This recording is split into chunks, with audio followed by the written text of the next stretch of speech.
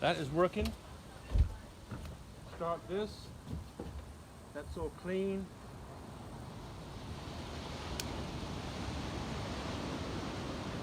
Oh.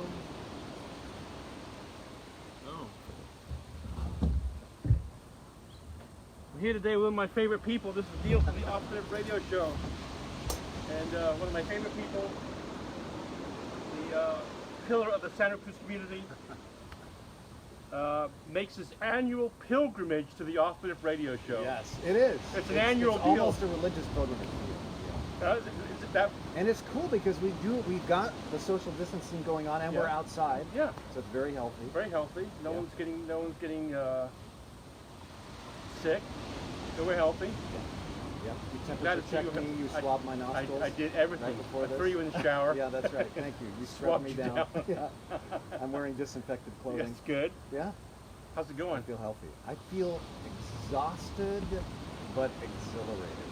That's what I'm telling people right now. Exhausted and exhilarated, both at the same time. Explain that, can you? Yeah, well, exhausted because I mean, did you just play you just play a soccer match in 1-10-0 and you're exhausted? Yeah, and exhilarated? exactly, something like that. Well, you know, with COVID and everybody's needs right now, and the fires and all the evacuee needs, and now all the financial needs and so on, and there's so much to do for people who are either in a clergy, a church ministry like I'm in, or any kind of an agency like Second Harvest Food Bank. So you have this real sense of purpose because you feel needed. So it's exhilarating because, man, I'm on mission. I'm living on mission every day because every day people are like in need, and we're able to help them. But I also feel exhausted for the very same reasons. You know, we're all going 100 miles an hour. Right. So instead of that small microscope you're kind of under before, and you knew you were under it because of what you do. But now it's much greater and much thicker, and you can say that. Spotlight is more on a lot of stuff. But everybody's going through that, right? With COVID and now these West Coast fires, everybody's feeling the pressure and the stress. And yet, you know, I was talking to a couple who lost their home, who are on staff at Twin Lakes. Eric and Sarah Swanson-Drexel, they lost their home up at Camp Hammer by Boulder Creek. And I said, how are you doing? And they said, you know, equal measures gratitude and grief, kind of like exhaustion and exhilaration. They said, we're so grateful we're alive, and all our kids are alive, and nobody was injured, and we're being taken care of. We have a place to stay. We're all good. Yet, grief with the loss, I feel like every single human being right now feels that way. Right? I ran into a lady today at the store I go into, and she said to me she lost her house. And you don't know what to say. And I said to her, I said, you know what? I can say I'm sorry. That isn't, but I really don't know I really do not know what to say to you. And then she became very positive, and she said, you know what? We're going to rebuild. We're going to move on. I have my job. Blah blah blah blah blah blah. And it's going to be okay. Yeah, I've been amazed at the positivity that a lot of people are having. Although I've been told by Red Cross experts who work full-time for the Red Cross and just travel around the world at disasters like this. We had a couple of them at our church for the evacuation center. And they tell me that what happens is the first few weeks there's an exhilaration, people are positive, we're going to rebuild. And then as the reality sets in, there's a real trough of depression and exhaustion. One thing you can tell people, Neil, and that I hope everybody tells people, is go to there's a lot of great agencies, a lot of great churches and other organizations that are really helping fire victims out. And one of them is the one I serve, Twin Lakes Church. They can go to TLC, twinlakes.org/fire, tlc.org/fire. And there they can find out how they can help fire victims, but also if people have lost possessions, lost a home, if they need housing, if they need material help, we can help. We can. And so they should contact us. I think there's a lot of people out there that want to help, that can help. Yeah. But we can also help people. There's also people out there that want to help who don't know where to go to help people. Right. Yeah. So they can, even those people who say, I want to help, they can come to tlc.org/fires. That's right. I have a business that sponsors the show, Beach Nest Vacation Home. They provide Airbnb these few people who want to come here on vacation. They canceled, like 52 homes. Wow. They canceled everyone's vacation, gave them all their money back. Wow. And let people who lost their homes stay in their homes. That's amazing. That Pretty is cool. amazing. Yeah. I'll tell you, one of the things that we did after the fires was have an evacuation center at the church that I served, Twin Lakes Church. A lot of places in the county did evacuation centers, and it was wonderful. It was awesome. We loved it. One of the coolest things was seeing how many local businesses stepped up, came. We didn't even ask. Yeah. Just showed up to Right, help. Right. I had a list that I put on my phone of some of these businesses because I feel like I should give them a shout out. Is that okay with you? Yeah. You should. But Merge 4 donated socks, Well, actually, piles and piles of them. Really? Yeah. Wow. Did you get a pair? Did you get I a pair? did not get a Well, pair. these are for you. Wow. Yeah. Well, those thanks to. Are they a sponsor? Those are from Cindy Busenhart, who's been around. The Busenharts are amazing. Busenhart's amazing people, and she sponsored the show. I got to give these orcas Fantastic. to you. And Well, Merge 4 showed up with a Yeah. van full Right. of Oh, yeah. socks because one of the things we said was people need clean socks and Right. underwear, and they donated rolls in. Yeah. as many as we needed. Yeah. They were amazing. That's what she's like. East End Gastropub Yeah. showed up with a lot of Food. meals, Chiantis, Togos, Zamines, the farm. So everyone ate well. You know what? What we did was all these restaurants kind of contacted us, local places. We hear you're doing an evacuation center. We want to help. We're locals, and so we scheduled them out, and they would show up at dinner time or breakfast time or lunchtime with stuff Food. for Everybody. the 100 plus evacuees that we Are started. they still there? No. Okay, Everybody has found a more longer term solution, and Right. some of the people got to go home. So. It's been a strange year. We both know. Such a Do you weird want year. to just touch on bits and pieces for like the COVID? for Whatever you example? want, yeah. COVID. I mean, of all, we all need to get to. We always enjoy coming to Twin Lakes Church on Saturday or Sunday. Thank you. Okay, everyone enjoys it. It's part of the community, and you take what you need and you leave behind what you don't want. Right. But to be part of that community not there, how are people coping without that not being there? Especially older people, I think, imagine older people who are not familiar with how to use a Mac or whatever, have an iPhone or Yeah. they can, Well, it's interesting. When this started in the middle of March, with no warning, we actually, before the county shut things down, the weekend before, we decided to go proactive and shut down the live church services because we were hearing about this. And we thought, just in an abundance of caution, we shouldn't have people show up if there's this super contagious thing going on.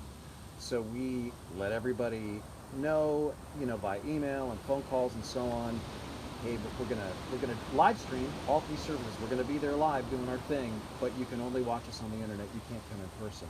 And since then, that's what we've been doing. How is that for you? Because you see, when you're up on stage, you relish that whole. It's a performance. In a way. In a way, but it's wonderful because people like to see that. You don't just stand there and it's like stoic. You perform, and people love that. How is it for you without an audience? Well, with Richard Pryor, how would you think? Richard Pryor, Eddie Murphy, there's no one here. If a tree fell in the forest, when it doesn't make a sound. Right. Yeah, if Richard Pryor was doing it without an audience, is he still funny? I actually don't mind it because for years before I went into the ministry, I was in radio, and I got so used to just sitting like we are right now. Right. Although we're not in a studio, we're out on your balcony and we're hearing the surf. It's gorgeous outside. But for years, it was just me with a microphone in a room. So in some ways, it reminds me of that. When I'm preaching now, I'm on stage, and the cameraman is probably 30 feet away from me, like in the back of the room. Right. And that's usually the closest person to me. So I'm really distant. He's wearing a mask. He's where he always is, right? By the door. Right. And so I'm speaking to this, and people can see it at tlc.org/live, by the way, if they want to do it. But so for all those months, it was just live streaming, and we don't record it ahead of time. We're really literally at the normal church service times, Saturday at 6, Sunday at 9 and 10:45, I'm there live, just Just you. preaching and stuff. And every once in a while I do something to try to really make it clear this is live. Like between services, I'll just say, we're going to throw it open for live Q&A. Just text in your question and I'll just kind of riff on your question and do it live. So that's been fun. Now, 4 weeks ago, we started being able to meet again outdoors, not indoors. So every Sunday morning now at 11 a.m., we do a service outdoors. You bring your deck chair. That's right. You just bring your lawn chair. Right. And you sit out sort 6 feet away from everybody else, and the band is there live, and I'm preaching live. It's very low tech, very low key. We just set up a sound system, do it for an hour, but people love it. So that's been really super fun. We ask people to RSVP ahead of time so that we know how many people to expect. Yeah. And then starting in 2 weeks, the first weekend of October, we will start offering indoor services again on Saturday night only to begin with, Okay. and then we'll slowly roll it out to the other 3 services. But legally, according to the COVID guidelines right now, And who's minding those guidelines for you? Who is your who do you listen to? well, I mean, we listen to the county health. Okay. So the county health department's our other Bible right now. Right. And we're just listening to what they say. And what they're saying right now is you can do indoors, like restaurants, churches, gyms, can do indoors at 25% of capacity or 100, whatever is less. And since our auditorium can seat well over 1,000 people, 100 is less. So we can only have 100 people in there per service. First come, But first that's a serve. start. First come, first serve. Well, you can go online and RSVP, so you Okay. don't show up in those space. So you can start coming again in October. Yeah. Sure. But until then, we're still doing it live online. But it's been fascinating. Actually, our in-person attendance on the weekend was about 3,000 between the 3 services. When back in March, now it's more than double that On Facebook Live. on Facebook Live Right. and YouTube and everything Vimeo else. and all these other places that we do it. So actually, the engagement has gone up because, like you, now we get people participating from all around the world. Right. And so it's awesome. Right. I really enjoy that. Right. My audience. I mean, people are available. They're at home. They're here. I think that's part of it. What else is there for people Nothing else to do. They want to go. Right. Right. Right. Every time I do a music show, a band calls me from Santa Barbara to San Francisco. Can I come out here and play? But what's been how is it financially for I don't mean to be you touch on financially for that must be a burden for the church. The first few weeks of the pandemic, it really fluctuated wildly in terms of the giving to the church. And now it's settled down to a new normal that's very close to what it was before, actually. So I think most people so far haven't lost their jobs yet. Yeah. And some around here. Yeah. So most people, it's kind of settled back to a new normal in terms of the general giving to the church, so we can still help people who are coming in need. Where we've really seen, of course, the big hit is our Camp Hammer, which was beloved. Yeah. Did that get destroyed? Pretty much. It did. Yeah, pretty much destroyed. Yeah. There were 30 structures that were destroyed up there. There was one that looks untouched, inside and out, in the middle of the fire zone. Right. I don't know why that happened. And the one next door is ruined. Is ashes. Gone. Right. That's very. I know. It's so strange how that works. So there's 2 or 3 that survived like that, but the rest of them are. I got to go up there last week to look at it, and it looks like a nuclear bomb in terms of the destruction. Everything is just ash gray. Even the ovens and the refrigerators, things made out of metal, they're all melted together. The thing like tin and aluminum ran like water, and now it's hardened again. So it just looks like it's the silver water. Something out of a Superman movie or something. Yeah, that's right. Or Terminator or something. Right. It's amazing. So that's a challenge because now, obviously, there were thousands and thousands of people here in Santa Cruz County have gone to Camp Hammer for a summer camp or for a science camp. Right.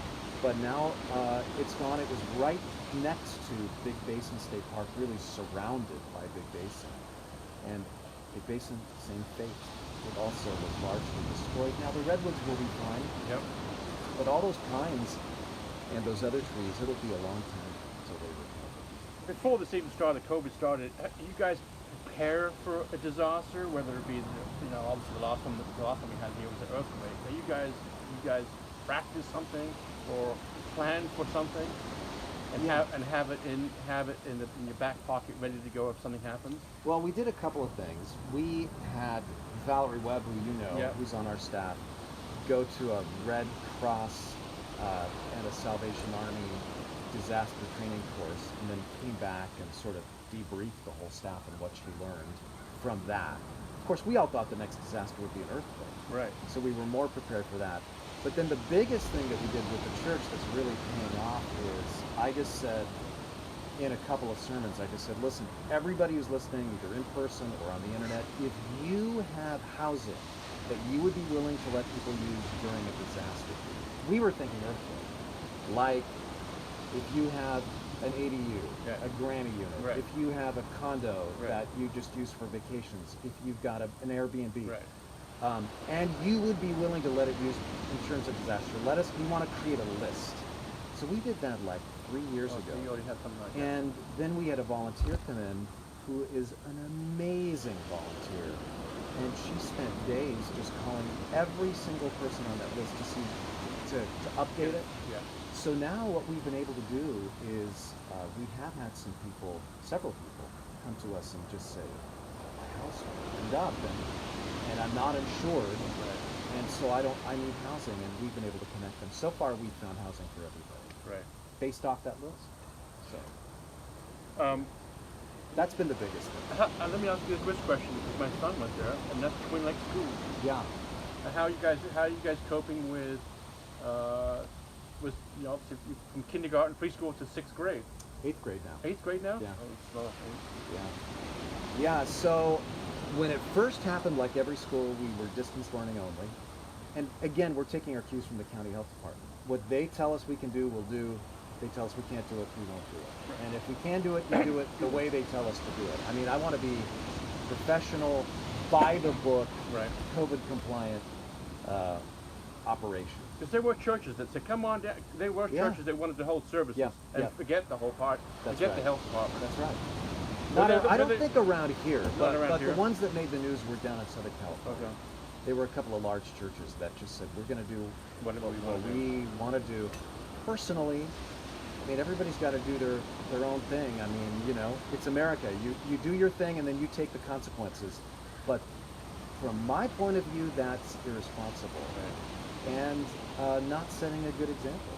So that's not the way I'm choosing to lead our church. So what the school did at first was distance learning only. And then at the start of this school year, the Santa Cruz Department of Health and the Santa Cruz County School District, they just said, listen, it's going to be distance learning only. But then we started to hear about places like the YMCA, other school districts that were putting together distance learning support pods of Yeah. 10 or 12 students or Right. fewer that were stable. Right. And they would have an in-person assistant, adult assistant, Right. who would be there to help them with their distance learning. That was Right. especially important for the younger kids. Right. And so these were springing up all over the place. And so we started doing that too. These distance learning support pods. And that's what we're still doing for the older grades. But this week, we started being able to offer in-person instruction again because Santa Cruz County went down into the next tier. Right. And so we're offering COVID-compliant in-person instruction for kindergartners and first graders only right now. Right. Then next week, we're going to expand that to the rest of the grades. Other meetings that you have at church were helpful to people, like 12-step meetings. Yeah. Are they still in place? Yes. They are. So they were distance only Right. at first, Zoom only. Right. And now they're meeting in. we actually contacted the county health department, and I want to give Santa Cruz County total credit because they've been awesome, in my opinion, to work with. They were awesome supporting our evacuation center for the fires. They showed up like 3 times a day asking us, is there anything you need? Can we help you? They were amazing. And during this whole COVID thing, we called them probably every single day. And we just ask them, can we do this? Can we do this? Right. Can we do this? Right. And they give us an answer right away. And a few weeks into this, several people that I know and trust and love that are involved in our 12-step program at church were just telling me, man, people are falling off the wagon. It's really hard for people with the Zoom-only thing. Some people loved it, but some people didn't like it at all, and it didn't work for them. And so we just called up the county and we just said, would you be willing to consider 12-step groups essential services that can meet in person, socially distanced, 6 feet apart, outdoors, all that kind of stuff? And they got back to us right away and they said, yes, of course. So now they're doing it outside, 6 feet apart. Right. And we're also continuing to offer some on Zoom because just like you with this show, we had some people start to join our 12-step group via Zoom that said they had never been to a 12-step group before. They'd been afraid to, but they felt safe because now it was by Zoom, and they said it's changed my life. So for some people, it really worked. Well, some people would work, some people wouldn't work. They need that. They need that one-on-one or face-to-face. Right, exactly. Yeah. How's your wedding business? I say this, your wedding biz, because my son's supposed to get married this month, and then he's like, nice wedding. They wanted a nice wedding, but they had to cancel it, and they canceled it. They just don't want anything. They don't want anything to do with 2020. Right. They don't want to be 10 years from now. We're married in 2020. They're going to wait. Hopefully, there's going to be a bright side of 2021. Well, yeah, everything like weddings, funerals, right? Memorial services, baptisms, all of those kinds of things that would normally be more of a celebration with a large number of people. I'm looking right now from your deck at the beach where we normally do our gigantic end of summer baptism. Right. We'll baptize 100 people, 300 or 400 people will show up. Yeah, it's a party. And it's a party with live music and all that kind of stuff, but not this year. So all those things are still happening, just with smaller groups. Like I came down here and did a baptism, but it was just a man and his fiance and their parents. Right. Just a small COVID compliant group. Weddings, we're doing weddings like literally just on the steps of the church outside with 10 people. Yeah. And I got to tell you something, to be honest with you. I've had couples tell me they were grateful because they felt like we didn't realize how much pressure was on our shoulders to do it right. To do this big multi-$1,000 wedding. And they said now that we can't do it and we have an excuse not to do it, they're so much happier actually because they can just go to the steps, get married, and that's it. Bring their 2 closest friends, their parents. Right, that's it. No worries. And the same thing with funerals. I mean, and this is more. To me, it's sadder, really, because at memorial services now, if you're outdoors, there's not really a limit to it. But if you want it to be indoors, there can only be 100 people. And so I'm doing a memorial this weekend where there'll just be a smaller number of people, and it'll be on Facebook Live for everybody else. And that's where I really wish everybody could be. Right. A friend of mine's stepfather died last couple of days ago. I'm sorry. And she's a longtime member of your congregation, and they were the Millers, and they used to go to church when you were at Twin Lakes.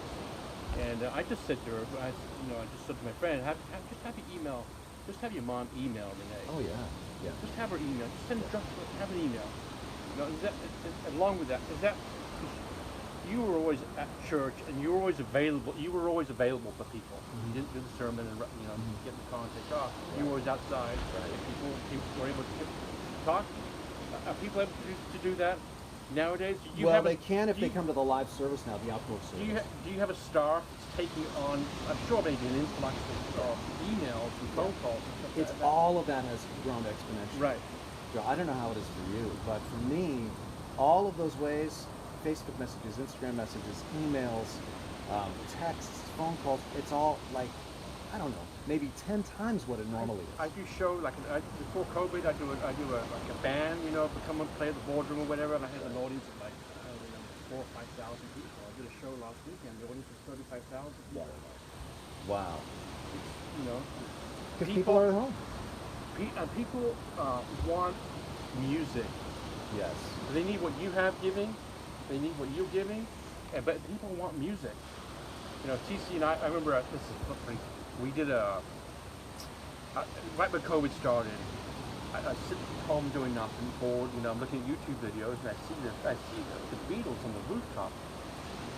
I see the Beatles on the rooftop at Abbey Road in London doing "Get Back." Remember that? Yes. So it's the Beatles up there, just a great song, "Get Back," and Paul McCartney, and I'm gonna do that. So I called TC. I said, TC, let's do rooftop concert. That is a great on top of the idea. boardroom. People came out of the woodwork. Did you do it? Yeah, we did 3. That is The owner of fantastic. the building says you can do 3 and then you're done. Because someone's going to fall off. Right. And someone's having 3 beers. All right. And we did 3, and we could see, when we're standing on the border, we could see for, half a mile. People came out of the houses. We're dancing in the streets. Sheriff's driving by, no one said anything. No one said a word. Yeah, it was fun. And people still came out and said, we needed that, right? When we were all locked, it was on lockdown, when people stuck inside.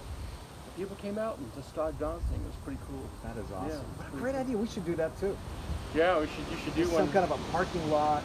Get on the roof I of one think of I the emailed buildings. you during the beginning of the. I think I emailed you or texted you. I don't remember. When you had the evacuation, I said, let me bring a band over there and have some music for all the people that were in the parking lot. We ended up doing that. Did you? Yeah, I didn't do it with your perfect. band, but we ended up having people come in and do music. We had movie nights. We had somebody come by and just kind of do movie nights outdoors on a screen. We had little support groups meeting every night. It really turned into a community. It was the coolest thing was so many of the people who were at the evacuation center told me, I don't want to go home.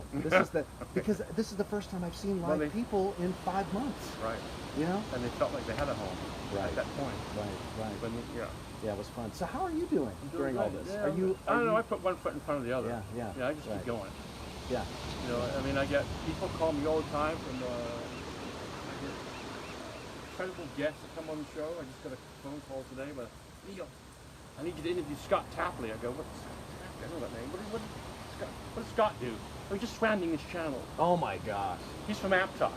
What? On his fourth Are you try. kidding me? On his 4th try. Wow. If you fail 4 times. That is amazing. Right. You can. Right. He's from Aptos? Yeah. I want to interview him. That's yeah. fantastic. There's another gal. Her name is Gretchen Firmer. She just sat here a couple weeks ago, and I interviewed her. She swam Lake Tahoe. Oh my God. The long way. Wow. And she was with Kim Rutherford, who was sitting right here, who swam from Monterey to Santa Cruz. I remember that. Backwards, the wrong way, against the current. Incredible. Yeah, there's 4 people from the Monterey Bay. Unbelievable. 4 people from the Monterey Bay. They're all women. Wow. So Scott, and the first, I think, Florence Chadwick, if my memory serves me correctly, was the first person to swim the English I Channel. think it was Florence. And that was a woman who was the first right. to accomplish I have that. total respect for these athletes. Yeah, amazing. Yeah. I remember that because she made it within like 2 miles. Right. And she gave up. Because the current takes you sideways. Well, she gave up. She said it was because it was really foggy, and she said psychologically she couldn't see. Right. She knew she was close, but she couldn't see it. So she said it was just so she couldn't overcome it psychologically. Oh, my goodness. So she said she waited until the weather was good, and she could see the shore, and then she made it. But what's your most memorable accomplishment as lead pastor at Twin Lakes Church? Goodness, that's what a question. Horrible question. Gosh, that is a tough one. I mean, the first thing that springs to mind for me is the big new school building that we built a few years ago. Right.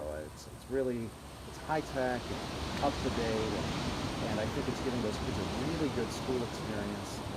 It'll be a little different for them this year, obviously, but I mean that's like the first thing that just leaps to my mind. But and I've been gratified to write these kind of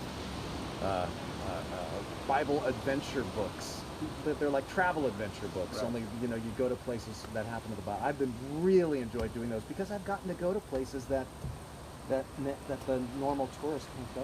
Right. Down inside archaeological excavations and so on. So, I mean, those are two things that pop in my mind. It's a tough, just a I typical. probably think it's something else. What's been your greatest accomplishment? Oh, is what, as far as? Here, just since you've moved here Oh, to the West Santa Coast. Cruz, to Santa Cruz? Moving, I think I was, my first accomplishment was just the move itself with, God bless my mom. After university, I stole her car. Oxford University. Yeah, stole her car, took the money out of her wallet. Are you joking? No. And then I went to the airport, and Freddie Laker, I heard his name on video today. Freddie Laker had like 6 planes. That's and right, I remember and he that. flew from Right, what a Gatwick, character. London to Right, he's right. like 150 pounds, Right. and you get first come first serve, Right. and the conductor comes by and you give him the money. Gosh, Now I don't forgot know all what about I don't know what Freddie I don't know what a somewhat intelligent person is getting on the plane and going 6,000 miles with no money in his pocket, and what was going on, what was his thinking as he was about to arrive. How old now were you what? at the time? 23. Wow. Old enough to know better. Accomplishment. You're stupid. Wow. I- That's amazing. yeah. That is amazing. I don't know. That was just, and then you like just like it's like sailing. If you like, you enjoy sailing. It's just like it's tack. You tack and go off in a completely different direction. You're just The zigzagging. black sheep with the family. Because Yeah. in England, people do not move. That's where you live, and that's where you will live. You know, that's where the my family family's lives. from Switzerland. And Yeah, it's the same it's thing. the same thing. You don't move. You don't move. So I can you and I get a plane tomorrow. I can go to hey, this is my friend Phil Schofield's house. Right. And it's still his house. It's Yep, still his totally. house. I know Yep. exactly where it is. Yep. 9 Tongdene Road. That's where he lives. Yep. I take you there, and he'll be there. But Yeah. here, it's In Switzerland, even if like you make it big, you get rich and famous or something, you still don't move No. because then everybody's like, oh, That's look right. who thinks he's Switzerland. something. yeah. And I so, spent yeah. my time there. It's beautiful. It is but gorgeous. It's very, very Regimented. set in their ways, man. That's great. Yeah. Yeah, Well, beautiful. I think And that's the food's good. Oh, The the best food is food. fantastic. Yeah, but England's gorgeous too. Yeah. I've spent Oh, some it's time there. beautiful. It's Yeah. fantastic. My daughter went for a year to Oxford. Oh, she did. A year-old stomping. Yeah. grounds. And, Yeah. man, what a beautiful town that is. It's just fantastic. Yep. So did you ever think you'd end up here on the West Coast? Yeah. My parents brought me here, and when I was 16, 15, I think 16, and the whole Beatles, the whole Beach Boys, and the palm trees, and this, and it just, I fell in love with it. And one thing else I fell in love with, this was the icing of the cake. My birthday is February 6th. Okay, my brother and sister were in June and July. So in June and July in England, it stays light till 10:30. Right. You can have a party outside, right. beautiful. It's wonderful. Yeah. Well, my birthday, February 6th, it's dark at 3 o'clock in the afternoon. It's so hard for Californians Right? to imagine this. In February in England, It's dark. the sun really never gets No, up. it's not 3 o'clock. It's either dusk I or could dawn never all have- day long. Right, my party lasted 5 minutes. So it was okay, Right, kids. right. That's right. We're done. We're done. It's bedtime. It's Yeah, 3:30. and I just really bug. I always still bug me. I'm like, now I can have a party, and it's not that I've ever had one, but Oh, Neil. no, I'm not. I'm fine. What was my question? We got to throw you a birthday party next Yeah. year. I saw something online today, and I go, I gotta check this out. Undaunted. Undaunted. That's right. We're just launching this Confidence. series. That's right. And what did I write here? But I'm like, but wait a second here. Undaunted, yeah. Confident, yeah. That's okay for you. But aren't a lot of people at the end of their rope? Yes. They are. Oh, a lot of people are. But that's why I think we need this. It's a new series. I just kind of previewed it last weekend. We're starting it this weekend in all of our services. I am fascinated by undaunted people, like these people who swim the English Channel or Lake Tahoe or the Monterey Bay. How do they do it? How did Bethany Hamilton have her left arm bitten off by a shark when she was 13 Right. and went on to become a championship surfer, unbelievable surfer, and the head of a ministry? How made 2 movies, wrote a book? How did Abraham Lincoln overcome extreme poverty and a nation even more divided than ours is right now to become the greatest president. What makes these people tick? There are people like that. I think that that type of thing happens to them, and they blossom. It almost makes them better. I have a friend of mine who lost his legs, and he goes all over the world skateboarding and surfing, does Mavericks. Another friend of mine, Jeff Denholm, who lives up in Bonnie Doon, and he invented, and I hope it comes to fruition, a non-toxic fire. What's the red stuff they put on the fires? Like fire retardant? Retardant, yeah. A non-toxic fire retardant. That's So he lost his arm in the middle of the Bering Sea on one of those, fishing boats. See, that's the thing is, I want to get inside their skulls. You should, because we all need a little bit of that and right he's lost his arm, but now he's surfing Mavericks and diving and skiing and like, unbelievable, blossom. Yeah. So what I'm doing in this series is I'm taking, there's a one book of the Bible that's very unusual. It's 2 Corinthians, and it's the Apostle Paul, who was an undaunted person himself, just powered through all kinds of stuff, and unjust imprisonment and whippings and beatings and all kinds of stuff, and went on to change the course of Western civilization really in many ways.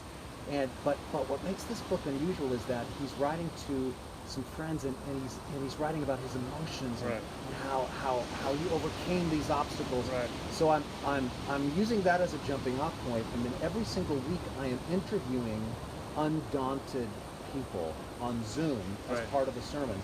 This next weekend I'm interviewing Dan and Candy Whitney. I don't know if you know Dan. They were here in Santa Cruz, now they're living up in Oregon. So he was the Silicon Valley hotshot junior executive, and he is mountain biking at De La Viega here in Santa Cruz, and there'd been a freak little rainstorm the night before, and he slips, hits a stump while he's going downhill really fast, goes over his handlebars, breaks his neck, paralyzed from the neck down. For life. For life. Right. So his life changes like this. Right. So I go to visit him in the hospital, Valley Medical, I think it was, over in San Jose. And from hour one, he had this undaunted spirit. I mean, hour one, he was like, well, I'm paralyzed now. I hope I can overcome this, but even if I don't, what's life going to be like for a paralyzed guy with a lot of willpower and a lot of faith? And that was his attitude from the very first moment. And now he runs a camp that he calls Camp Attitude, great name, for kids who have these challenges, and he has total credibility because he's in a wheelchair himself. So I'm interviewing him and his wife about what got them through that time. Because I think people right now need to learn lessons from these people. Because you brought it up before, when you have a disaster like this, you start, someone loses their house, they start off and we're going to be fine. And then there's that honeymoon's over with. Now what are we going to do 3 or 4 months from now? So he wasn't like that. No. He just no. I watched him. I mean, truthfully, he I just watched had his him foot go on the through the gas. whole thing. He had his foot on the gas the whole way. Now he'll say, "Listen, man, I had tough times where I kind of got depressed, but not despairing like I've seen some people get." And so I talked to him about that, and I show some footage of both him in the hospital and then this incredible camp that he's got up in Oregon, which incidentally is being threatened by the fires up there now. It's up in Sweden. But every single week I'm going to interview somebody else and just go, what is the key? What's your secret? How does your faith help you? How do the people around you help you? Because I think, a lot of us are entering the trough of depression now with this COVID thing and the fires on top of it. And we need to know, how do we keep persevering? How do we keep having a bright attitude in the face of all this? And B, the people around us are feeling the same way. So we need to know, what can we say that's going to be encouraging? I want to be a hope agent. I want to be an encouragement agent for people. They don't need anybody else to bring them down. And so that's what this is all about. Yeah. I need it. I need to hear it. So, I do that with the show. I think it makes people happy. I think it makes a lot of people, 5 minutes, 10 minutes. I do these sunset, sunrise videos all over Santa Cruz. That's awesome. For people. That's and the reason I do them was, true story, I was down at the wharf one December morning, 6 o'clock in the morning, sun's coming up, freezing cold, sun's coming up beautiful, right? I'm at the end of the wharf, and the sea lions are barking. And I'm standing, my hands frozen because I'm hooked on my camera like this. And did my video of the sunrise, and I left. And I go through scroll through what people have to say. So and so up here, it's fantastic. Love Canada. People just love this channel. They do.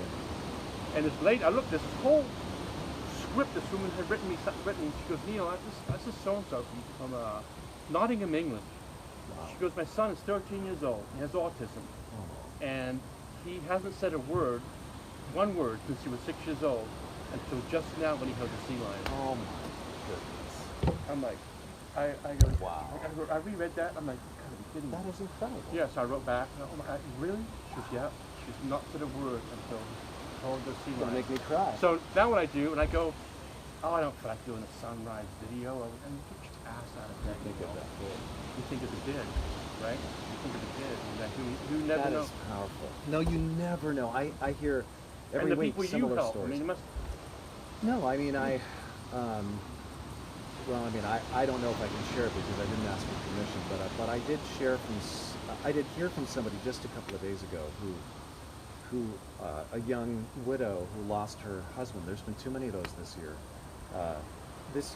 In a tragic accident, and she watched it this last weekend, and she just said, you know, I was ready to give up, and I needed to hear that. That's exactly what I needed to hear. Right. So that's you think of those things. That's what makes you go on, because I get plenty of the critical emails too. I don't know. Do you get any of those? No, I get my favorite button on the keyboard here. It says this one here. It says delete. Have I ever told you the story of my friend Dan Adrania? No. You're talking about undaunted people. Right. So, do you have a couple of minutes? Yeah. So my friend Dan, here in Santa Cruz, he now lives over in Sacramento area, but it's one of my favorite stories to tell, because Dan was on his way to a Christmas Eve service at our church, and he got this cough, a tickle in his throat, and he could hardly get a breath. And so his teenage daughter says, Dad, you gotta go get this checked out. Go to emergency. No, I'll be fine. Yeah. But finally he goes to emergency. Passes out in the waiting room. And he doesn't wake up until almost March, I think it was. And this is Christmas You Eve. got your coma? Yeah, he goes into a coma. Because it turns out that what he has is a rare form of viral pneumonia. It's the same kind of pneumonia that killed Jim Henson of the Muppets. Right. And you probably have heard the story before, but because I told it before at church. But while he's in his coma, because of gangrene, they have to amputate different parts of his body. They have to amputate both of his legs. And so then I get a call. It was either late February or early March. I get a call. Dan just woke up. No medical intervention. Nothing. He's awake. So the last thing you know, you've got a tickle in your throat, and it's Christmas Eve. The next thing you know, it's March 2nd, and you don't even No know legs. Oh my. So I go into the room, and I'm thinking he's just going to be devastated. But he's one of these guys like my friend Dan Whitman. Right. I go in. He has a great sense of humor. Always did. Which, by the way, humor is really important in getting you through things like this. But I said, I was thinking he was going to be devastated. I said, Dan, buddy, how's it going? He goes, well, Rene, I'll put it this way. He goes, I woke up, I looked down, and realized I'm not half the man I used to be. First thing he said to me. And his attitude's just been amazing. So he gets these prosthetic legs, and when he's wearing long pants, you can't tell they're prosthetics. Yeah. The science of prosthetics is advanced. Right. You can run, you can skip. So he gets these prosthetic legs, and it looks like he's got just like a normal person when he's got these on. But it's gotten him into trouble at times. He told me right before church on one Saturday night, he goes, I just got to tell you what happened to me at Great America. So he and a friend of his go over to Great America that day. It's a summer, just to ride some rides, just for fun, like the UNTC did, right? And so they're going on the single rider line so they can get on these rides fast. So he goes on this roller coaster they had there called Vertigo, and he gets on the single rider line. So he's paired up with about a 4th grade girl that he's never seen before in his life. And remember, he's wearing long pants with his prosthetics on. Well, this is a roller coaster where the seats dangle, the tracks above you. Yeah. And it's shot right out of the gate, and it goes through loops and twists and turns, and then it goes straight up and it stops, and then it goes backwards through the same loops and twists and turns. So he gets on, and when you're riding this, the cars, the chairs are set up so that they face each other, Yeah, so you can yeah, watch each other yeah, scream. Yeah. And so they count it down. 3, 2, 1, go. It blasts out of the gate. Dan's legs instantly whip back over his shoulders at a biologically impossible angle. His legs are just pointing the opposite direction because of the G-forces. And the people then, are freaking out. well, the little girl who's facing him is just starting to freak out. Like, she can't believe her eyes. And then they go through the loops and the twists and turns, and Dan's legs, now loosened up, start spinning. Dan goes, it was like the Roadrunner's legs in a Warner Brothers cartoon. They just start spinning like this. And then they go to the part where it stops, and he's facing forward, and the little girl's facing backwards. And so facing forward, he just stops, and his pant legs whip forward, and his legs pop out of his pant legs. Right. And they go over the little girl's head, Right. just into the clear blue California Wow. sky, just like two missiles. And now his empty pant legs, they're going backwards, are just whipping toward this girl like flags in a stiff breeze. goodness. And he says, now she's grabbing her own legs, screaming, "No, dear God, no!" And when it came to a stop, he just had to sit there. He wasn't going anywhere. And he Right. said the little girl just ran away screaming. And I said, Oh, my Dan, didn't you tell her Right. that they were prosthetics? Right. And he goes, here's his answer. Rene, I tried to, but I was laughing too hard. I mean, that is That is an a great story. undaunted That's- personality. yeah, for You sure. know, he's just like taken. I asked him one time, what's your secret? He goes, and I love this answer. He goes, listen, these are the cards in the deck I was dealt. Right. I can't change the cards in my no, deck. No. So I just got to play my hand well. And I thought that's a great analogy. Yeah. You just got to play your hand. Right. Get out of bed in the morning, one Yeah. foot in front of the other. Keep going. Yeah. And he still has a great attitude. doesn't he? We all have to. Yeah. We got legs and arms. We Right, still have right. And right now we're all facing this, and we just all have to face it, you know? to. TLC.org/fires. Fire. Singular. Fire. Right. CLC.org/fire if you want to help or you need help. Okay. We can help you. Okay. So it's Yeah. available. Yes. No Yes. pressure. Mm-mm. There's nothing. No. Here's my last question. I remember meeting you. I remember seeing you on Pleasure Point. You had a nice jacket on, looking very good, dapper. And I'm like, dude, we gotta take you surfing. But I remember Brent. Is it Brent? The plays in the band, the lead. Trent. Right. He's right. like, I saw him one day surfing. I'm Yeah, like, he serves. I know. I saw him. I go, hey, we gotta get past Rene. He goes, I don't think he's into surfing. I go, well, I'm gonna keep talking at him. More paddleboarding. I do love paddleboarding. Yeah. I do stand up, and I do kayak. Surfing's not your cup Well, of tea. listen, I tried surfing. This is Did you- bad for your audience, but I tried surfing Yeah. a couple of times. I Yeah. know that's not enough, but I got impatient because it was hard for me to get up. Yeah. That transfer point just flummoxed me every time. So I just went, well, there's such a thing as stand-up boards. Why Yeah, don't I yeah. do that? Because All right. then I'm already up. Yeah. You already But I should probably try surfing. Well, thanks for coming on the show. You're welcome. It was Thank fun. you for having Did we me. miss anything? No, I think it's Did good. we give anything? I think so. Thank So- you so much. Thanks for what you do for the community. Oh, thanks for what you do for the community. I have a blast. And thank you to the community. All Yeah, those geez. restaurants, all those great companies Right. like Merge 4 that came by when we were doing the evacuation center at church. It was a true show of community unity. Yep.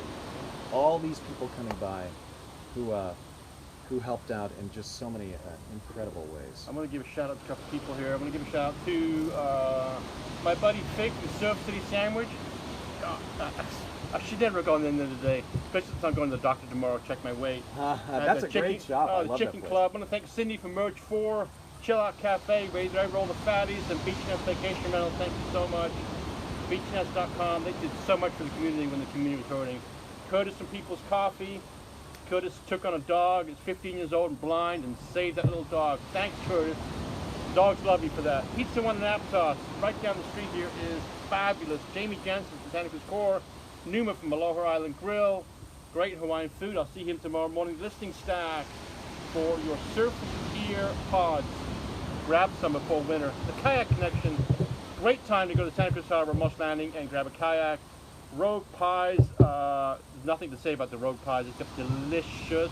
RoguePies.com. And my dear friend Sean Rogai from Farmers Insurance, right down the street from Twin Lakes Church. And delicious Holy Smokes Barbecue. Best barbecue in town, right there at the East Cliff Shopping Center. So thanks to you all. And my next show is going to be Thursday with the Spelty Welty Trio right here playing for you live. And then Friday night, I have the High Jinks Reggae Band playing at the Boardroom, and plenty more shows to come. Thank you for having me, Neil. Thank you, sir, for coming on the show. God Love bless. it. It's always a good time. Your pilgrimage. It is. It is.